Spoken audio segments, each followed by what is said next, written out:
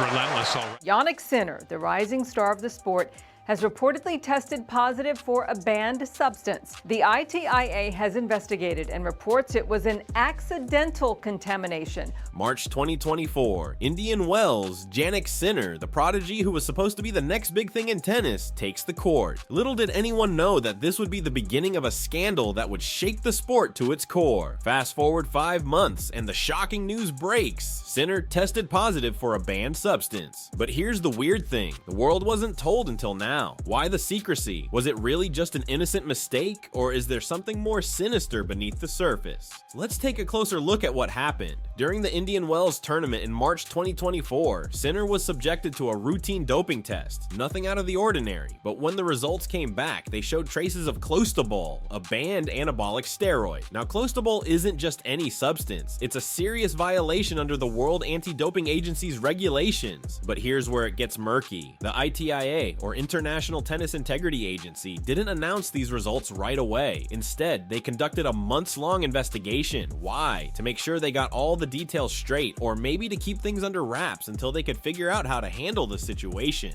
According to the ITIA's investigation, the substance ended up in Sinner's system by accident. The story goes that his physiotherapist applied an over-the-counter spray to treat a minor wound, not realizing that it contained clostebol.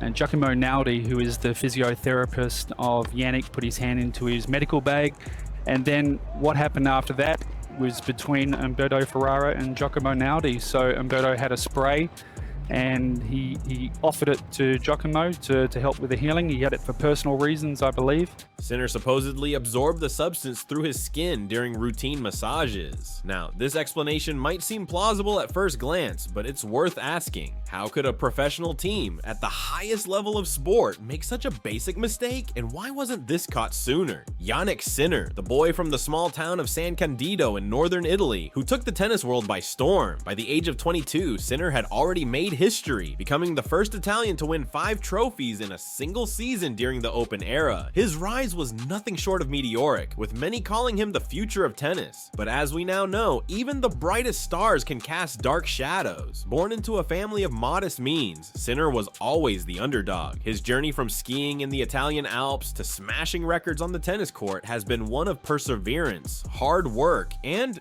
maybe, just maybe, a bit of luck. But as this doping scandal unfolds, one has to wonder, was it all just hard work, or was there something else at play? Could this be a case of genuine error, or is there more to this story that we're not being told? As the scandal unfolded, one of Jannik Sinner's coaches, Darren Cahill, gave an insightful interview to ESPN, shedding light on how the doping incident impacted Sinner. Honestly, it's been a tough situation. Everybody that goes through these, I from the outside watched Simona go through her situation as well, and there was nothing fair in that.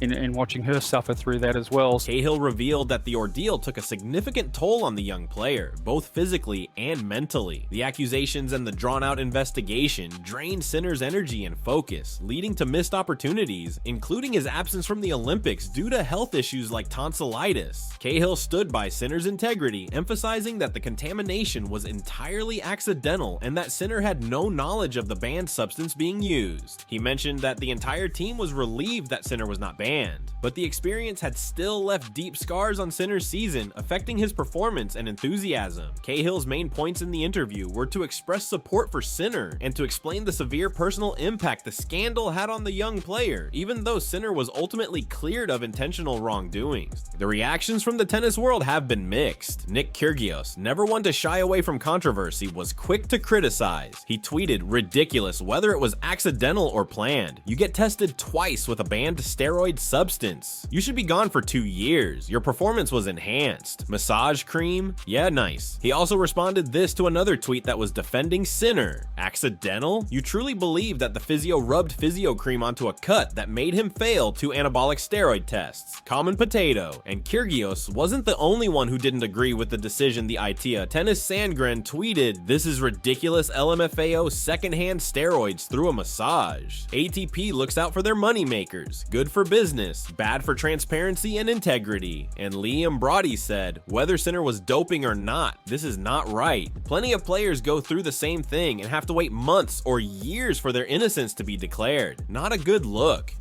But not everyone was so harsh. John Millman expressed sympathy for Sinner. He tweeted, "Before jumping to conclusions, Jannik Sinner had less than a billionth of a gram in his system. I believe him. Maybe we should change threshold cater for contamination." Finally, why the uproar for this when we allow athletes in all sports, including tennis, to abuse twos? These reactions show just how divided the tennis community is over this issue. Some believe in second chances, while others think the rules should be applied without exception. After the ITIA's findings were made public, Sinner himself spoke out. He expressed relief that his name was cleared, but there was a noticeable tone of frustration in his words. On Twitter, he wrote, "I will continue to do everything I can to ensure I comply with all anti-doping regulations. This experience has been a wake-up call for me and my team." Sinner says this is a wake-up call, but can he really just move on from something like this? Let's put this in perspective. When Maria Sharapova tested positive for meldonium back in 2016, she was slapped with a 2-year ban, even though she claimed it was an honest mistake.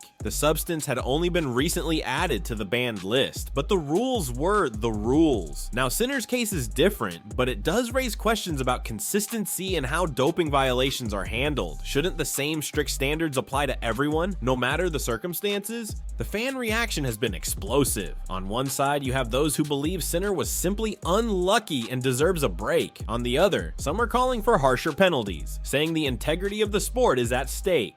The hashtag #SinnerInnocent has been trending, with passionate debates breaking out across social media. Fans are divided, but with all this noise, can anyone really know what went down? So what's next for Jannik Sinner? After being cleared of any intentional wrongdoing, Sinner is set to focus on the upcoming US Open. However, this incident will undoubtedly cast a shadow over his career for some time. He'll need to be extra careful moving forward, not just in his game, but in everything surrounding his professional life. Sinner's path forward won't be easy. The US Open is just around the corner, and all eyes will be on him. Every match, every move he makes will be scrutinized more than ever. But Sinner isn't one to back down from a challenge. If he can keep his head in the game and continue to perform at the highest level, he might just be able to put this scandal behind him. Yet, the question lingers. Can he fully regain the trust of fans and fellow players? After the US Open, Sinner will have to carefully plan his schedule, likely focusing on the indoor hardcourt season with tournaments in Europe. He'll need to be strategic, both in his game and in managing the public narrative, if he wants to stay on track and possibly finish the year on a high note. This doping drama has shaken the tennis world, but it's also highlighted the complexities of maintaining a clean sport. Jannik Sinner might be innocent, but this incident serves as a reminder to all athletes about the importance of vigilance. What do you think? Was the ruling fair, or should there have been harsher consequences? Let us know in the comments below, and don't forget to like this video, subscribe to our channel for more tennis updates, and hit that notification bell so you never miss a beat. Thanks for watching, and we'll see you in the next one.